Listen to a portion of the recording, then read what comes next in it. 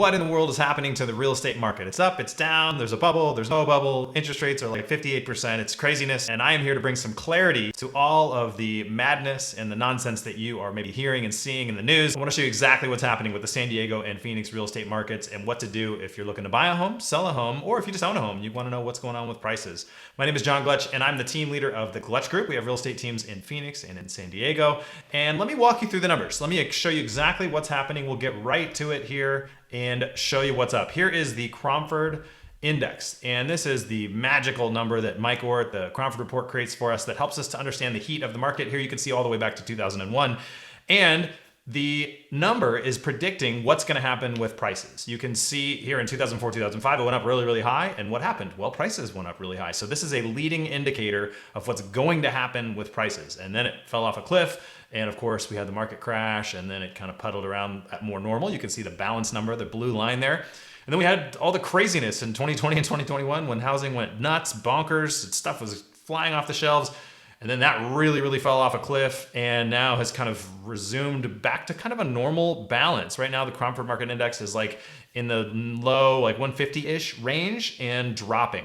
And so what's happening now is we're getting, the fancy term is reversion to the mean. Things are going back to normal, which is amazing. You know, most of the time, it's not a skyscraper. It's not up crazy and down crazy. We've seen a lot of that in the last 20 years, but most of the time, that's not what's happening. It's normal, and we're seeing things get a little bit back to normal. Let me dive into some of the specifics, and then at the end, I'll show you exactly what to do depending on your situation, what you're trying to accomplish. So I'm gonna show you San Diego and Phoenix numbers.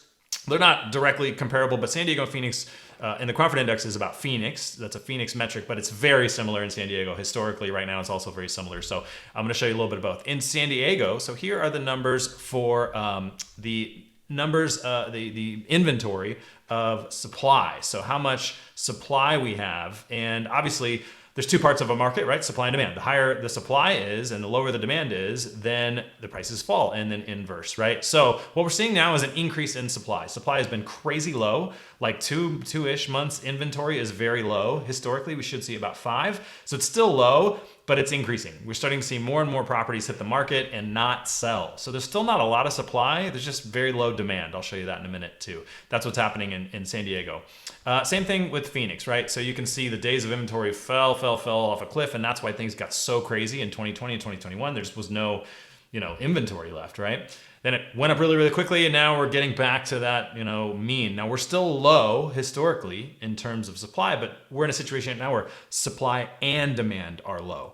And so because of that, we're just not seeing very many houses sell. You drive down the street, you're not gonna see many for sale signs. If you were around in 2007 to 2008, you saw for sale signs on every freaking street. It's the opposite right now, right? So we have low supply, low demand, but they're increasing. So the amount of inventory is increasing in both San Diego and in Phoenix. That's good news if you're a buyer. That's going to be more selection, more properties around. And the reason inventory is increasing is because interest rates are so high. And so there's just not a lot of appetite for people to buy homes right now.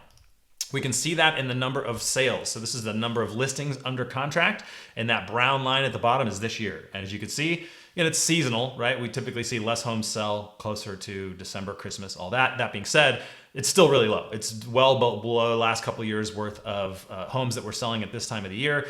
And so supply is low, but increasing. Demand is low, but decreasing. So we have a situation where the market was still pretty hot for this whole year for sellers. Like it was still, there wasn't a lot of demand, but there was so low supply that stuff still sold very quickly. Those two things are switching now. So now there's even less demand and more supply, meaning we're gonna see the pressure for pricing to go up decrease, meaning prices are going up a little bit right now, and that's probably gonna continue, but it's definitely slowing down. I don't see prices continuing to push up very much at all for the rest of the year. We'll see what next year, is, but like a normal year would be like 3% appreciation. In general, I think we're moving sort of back to that sort of environment, which is really good. It's actually really healthy. We're seeing the same things. Now this chart goes the other way, but this is the same thing in San Diego. Number of pending properties as a percentage of listings that sold the first week. So this is kind of a marker of how many homes sold right away.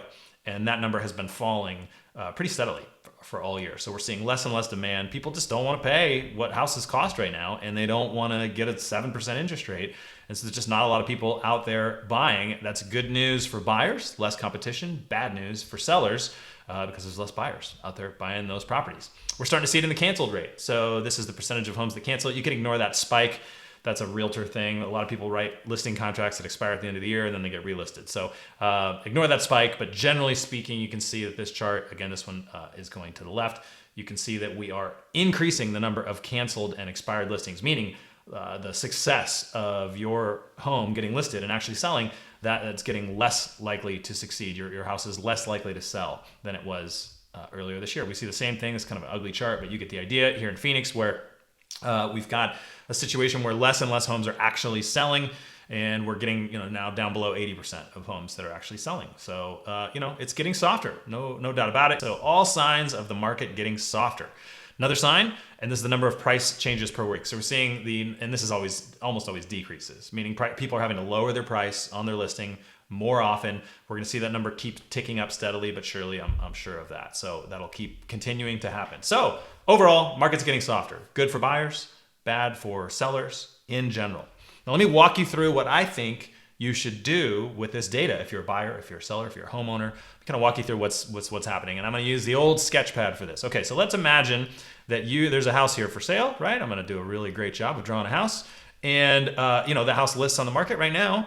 Less homes selling right away, less homes selling in general. So maybe in the first week or two, there's kind of one buyer here, right? There's like one guy ready to buy that house, okay? And let's pretend that this is a circle out here that's keeping all the other buyers away.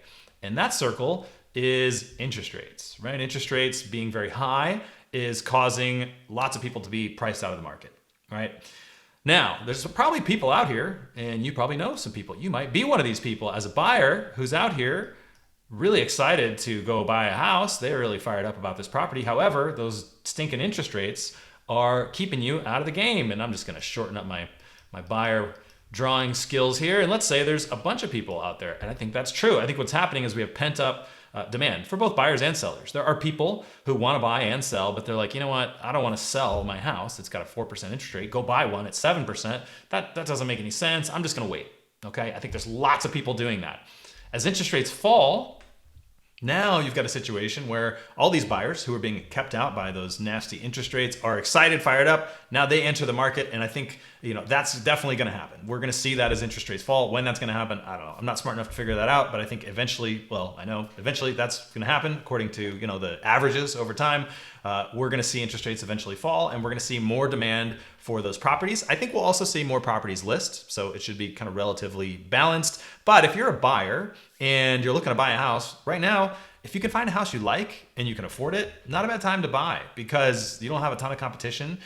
Prices are still going up at this moment in time as I'm recording this. And why not buy it now where it's a little cheaper than it will be in a month or two, and you can eventually refi, right? Your interest rates can eventually go down. In fact, I've kind of summarized my thoughts here for what I think buyers and sellers ought to do. If you're a buyer, I think you ought to beat the rush, but don't rush. There's no hurry, right? Like things aren't going to change quickly. I think we've seen those crazy spike. I think that's happened. I think everyone sort of knows what's happening right now. There's no mystery. So we'll see the market change slowly, like an oil tanker turning around, not having any time quick. So I would not be waiting around for interest rates to change, for you to have more competition. If you find a house you like, buy it. Now, there's not a lot of supply right now, so maybe there's nothing you want, but that is getting better every day. So don't rush. Find something you love and go make an offer. Don't be one of 20 offers, which could happen down the road. It's certainly been very common in the last 4 or 5 years. So don't wait around for that, but wait around for the right house, right? You don't need to rush. And then, of course, you got to refinance. At some point, it's very likely interest rates will go down. Now, the good news about buying now and then waiting to refinance is there's no chance your rate goes up. So that's great news. There is a chance that it goes up in the market, right? Like things could certainly get worse. I don't know how high interest rates are going to get. So why not lock in today what could be low? Who knows how sideways this goes? And then if it goes lower, no problem. You can refinance, right? So big picture, let your life be the decision maker. In my opinion, like this is not a good time to try to time the market. Like we're back to sort of normal when for lots of time, lots of history, people weren't trying to time the real estate market. They were just buying a house if they wanted one and selling it when they needed to sell. I think that's where we are. So if you've been waiting around for something, some bubble to bust, there's no credible evidence at all that that's going to happen. So I would say stop waiting, go find a house you like and buy it, right? Good old fashioned American home buying. Now on the seller side, move when you're ready. But there's no rush, right? Your house, you got a 3-4% interest rate. If you're thrilled with that and you got no good reason to sell, why sell? I think your home price is going to go up. I think the market heat is certainly calming down. But if you're not going to sell in the next year or two, who cares? Just ride it out, enjoy your 3-4% interest rate, hang tight. No reason to sell. That being said, if you've been waiting around for something to sell, I don't think there's some crazy price appreciation ahead. I think homes are going to go back to sort of normal price appreciation. So if you're been looking to cash out, like we've got a lot of people who are selling Airbnbs right now and rentals right now because they're not getting a lot of tenants for those properties. They're having trouble getting their Airbnbs rented. So we're seeing a lot of those sales right now. So I think that's a good reason to sell. Like you're not missing out, I don't think, on 20% appreciation. I think that's past, right? Now we're in a situation where we're looking at very normal appreciation rates. So if you want to sell. But if you don't need to, you don't have to, sure, hang on to your house. I can't blame you for that. Now, if you're buying and selling, then I would follow the buyer advice, which is just go find something you like, find something you're happy with. And as soon as you can find that, great. One of the things I've seen my teams doing is they are working super hard, hustling for their buyer clients, because there are lots of sellers who want to sell that are hiding in the bushes. Like they've just kind of been waiting.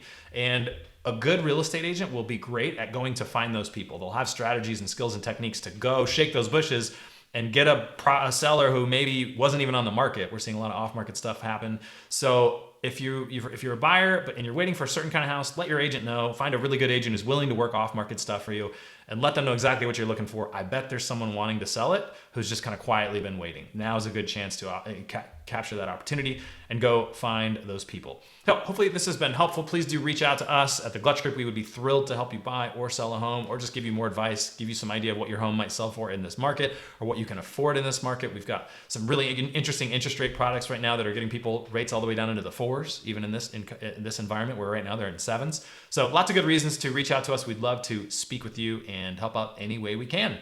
Thank you so much, and let us know how we can help.